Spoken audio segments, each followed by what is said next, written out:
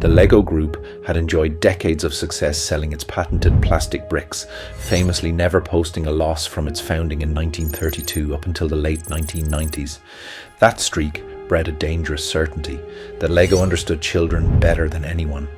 So when consultants warned that digital entertainment was stealing kids' attention, Lego's response was to expand, not to listen harder.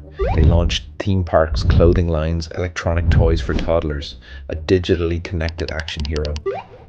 After a series of missteps that included the rollout of electronic toys for toddlers and a digitally connected action hero, Lego found itself nearly bankrupt in 2003. In the rush to innovate, the firm lost sight of its core: physical construction-based play. The most darkly comic detail of all, internally, costs were out of control. At one point, Lego had swollen to over 14,000 different pieces and elements in its inventory, driving manufacturing costs sky high. An internal review revealed shocking inefficiencies.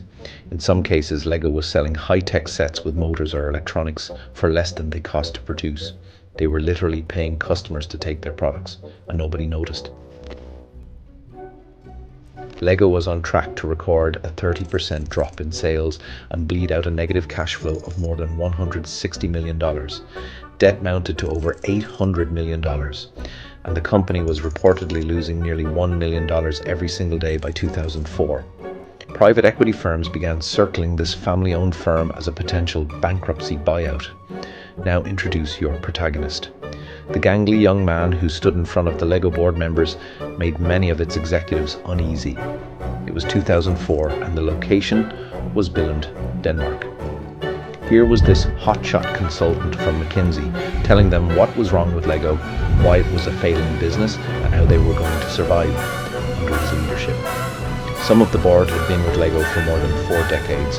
Jürgen Vig Knudstorp was 36 years old. He had Harry Potter glasses. He had been a kindergarten teacher before becoming a McKinsey consultant. He had no CEO experience. And he told a room full of veterans exactly what they didn't want to hear. His message was unambiguous.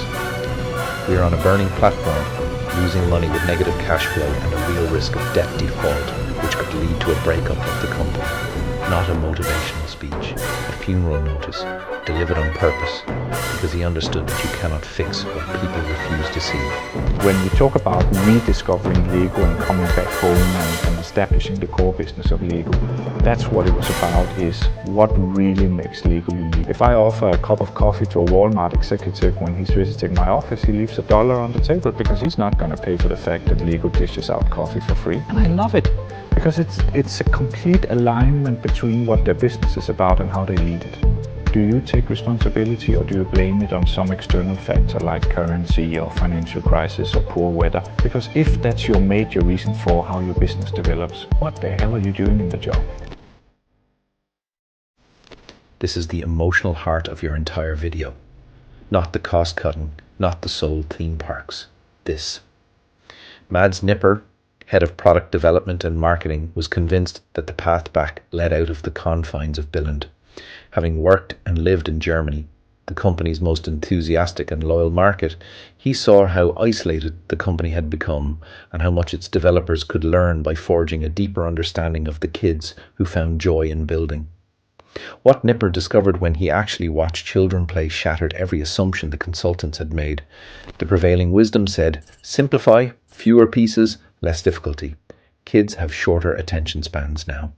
So, Lego had been making things easier. The research found the exact opposite was true. Mads Nipper said, there are only 2 totally honest groups of people in the world, kids and drunks. Children would never buy a product that wasn't genuinely fun, and what the research showed was that genuinely fun for a child meant something that required effort to master. Nipper believed that Lego had to become far more adept at letting customers help the company determine what the market wanted, instead of relying on executives to decide what customers should want. The pivot this created was radical. Managers were no longer the decision makers on which toys to build. When Lego looked to develop a toy, they showed different concepts to groups of kids, then did rough mock-ups, then more finished versions, continuing until they were sure they'd got it right.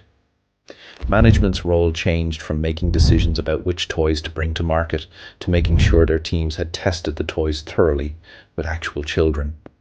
This is your thesis statement for the video. The adults thought they knew better than the children. They were wrong. The moment Lego admitted, that was the moment it began to heal. And then I asked the question, which I think is one of the most important questions that any CEO can ask: why not now? Every great resurrection story needs one concrete, visual scene that crystallizes the entire turning point. For Lego, it's a fire truck. Nipper kicked off a town hall meeting with 600 developers and marketers to reset the company's direction. He showed them photos of 3 Lego City fire trucks, one from the classic era, beautifully detailed and recognizable, and one from the Jack Stone line with just 28 pieces, awful figures that looked nothing like a fire engine. He used the contrast to viscerally illustrate what core meant. He wasn't showing them spreadsheets. He was showing them shame and then possibility.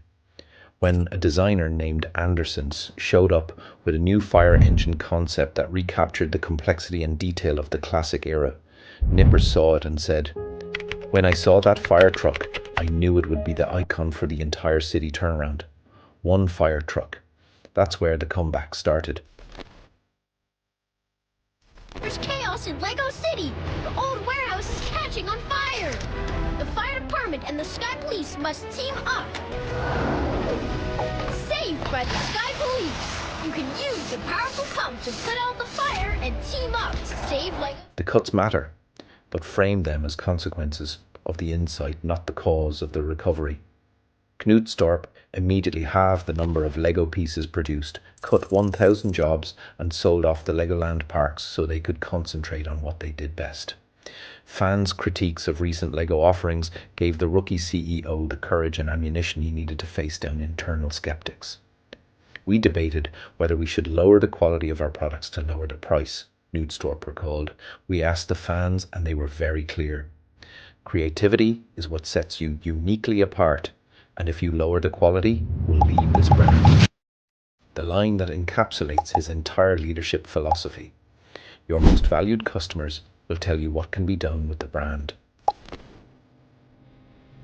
In 2010, Lego topped $1 billion in US sales for the first time. 2012 was reported to be their biggest year yet in terms of revenue. Then came the moment that proved everything. But why are thieves around the world targeting a toy? Well, one reason might be that the most expensive Lego sets cost more than an iPhone 15. That's why this guy was trying really hard to reach the top shelf. These went from around $120 to overnight selling on eBay for several $1,000s. Lego's profits quadrupled during the 2008 to 2010 financial crisis, rising even faster than Apple's. While the rest of the world was collapsing, a toy company that had nearly died was growing faster than the most celebrated brand on earth. In 2014, the Lego Movie, with its aptly named anthem, "Everything is Awesome," grossed $500 million, delivering a similar dollar value in free publicity. Yes! Overpriced coffee. That's $37. Awesome! Everything is awesome. Oh my gosh, I love this song! It's cool if we're part of the team. Everything is awesome. No, guys, wait up! 1 year later, Brand Finance declared Lego had toppled Ferrari to become the world's most powerful brand, with profits soaring from $311.5 million in 2009 to $1.9 billion in 2021. And the detail that no one believes until they hear it. Lego now produces 318 million tires every year, making it the world's largest tire manufacturer. The humble brick company from Billund makes more tires than Michelin, Goodyear, or Bridgestone. Putting Lego tires onto Lego wheels. There are hundreds of different Lego rims and hundreds of different Lego tires around, and literally thousands of combinations of rims and tires.